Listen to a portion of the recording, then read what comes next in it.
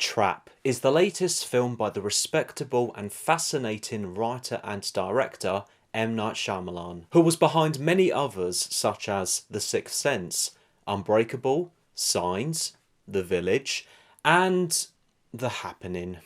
Come on, buddy, take an interest in science. That was my awful impression of Mark Wahlberg in The Happening. Plus, these two films that I still haven't seen, I don't know when I will be watching them, but I'm hoping that both of them are worth the experience.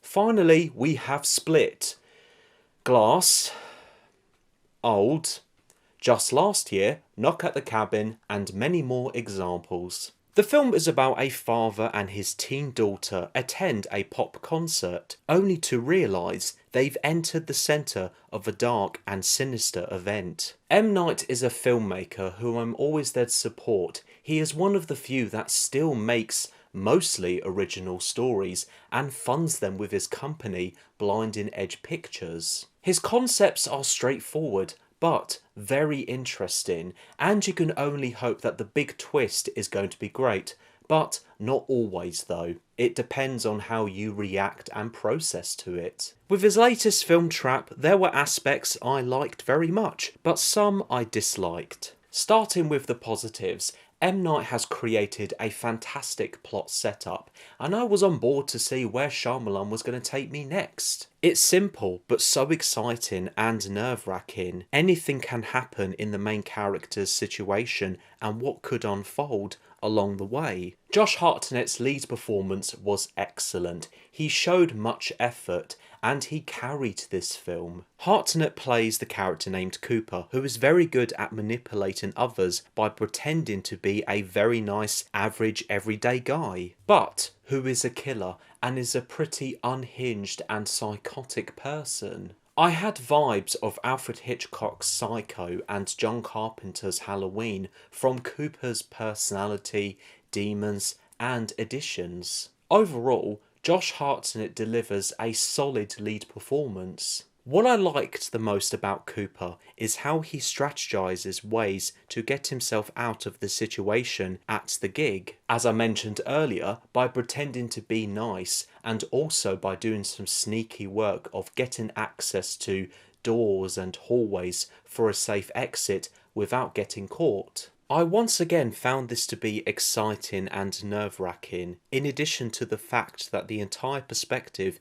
is on the main character. It felt fresh and interesting to experience the killer himself and his motivations, and not just on the lore themselves. I thought the chemistry between Cooper and his daughter Riley was fine. I have this feeling the film is going for something about family love in fatherhood and doing anything for your child. The same could be for M. Night himself, of being behind the camera for his daughter, Suleika Sharman, who plays as Lady Raven to help advertise her music career. By the way, I thought Lady Raven's music and singing was pretty good, but her acting not so much, which we shall talk about later on. I loved how the film captured the look of the main location where Lady Raven's gig is set. The size of this place does a great job of presenting the many aspects of a gig in real life, such as the production set of the stage, the atmosphere,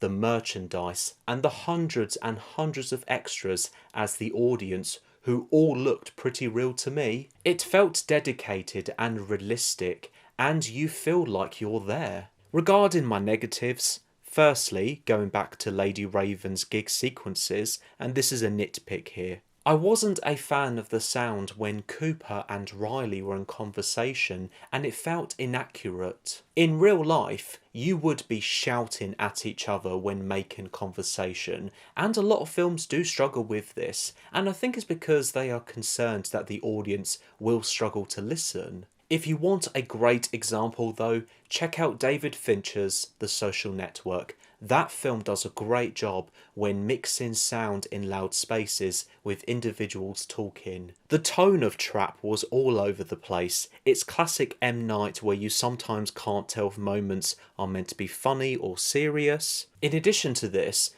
There are some odd and peculiar supporting performances, for example M. Night's daughter, when it feels distracting of trying to be in the zone and you just can't help but wonder what on earth is going on with M. Night's directing to actors and actresses. But my biggest problem with Trap is the execution felt unappealing and on the nose. This is another problem I've had with some of M. Night's films. There are so many moments when something is just being shown to us as part of story development for the audience to understand what it is. Then someone like Cooper would point it out, which then makes it feel to be obvious and telling. Another is the apparent dialogue, when characters discuss something that is painful and hurtful, but it's presented as plainly and laughable. If only M. Night could have written it differently with more subtlety. Finally, as it's an M. Night Shyamalan film, it has a big twist near the end. Do not worry, no spoilers from me. And I wasn't a fan of it because of the amount of dumped info exposition the finale of Trap went for, which was unfortunately disappointing, and it lost my interest and care towards the film. So Trap has a potential setup, but a disappointing payoff. Josh Hartnett's lead performance does carry it, and I'm still going to seek and support M. Night, whatever his next film will be. If you love or find his filmography to be interesting, or you may have never seen an M. Night Shyamalan film before, I do think Trap is worth checking out in cinemas, and I do believe this will be one of the big love it or hate it films of the year. I'm going to give Trap 2 stars out of 5. Thank you so much for watching. I hope you've enjoyed this video, and please let me know your thoughts about the film in the comments below. Feel free to watch another video and check out my social media sites. Links are in the description below. I appreciate the like, subscribe and support as always. Have a wonderful day. Until next time.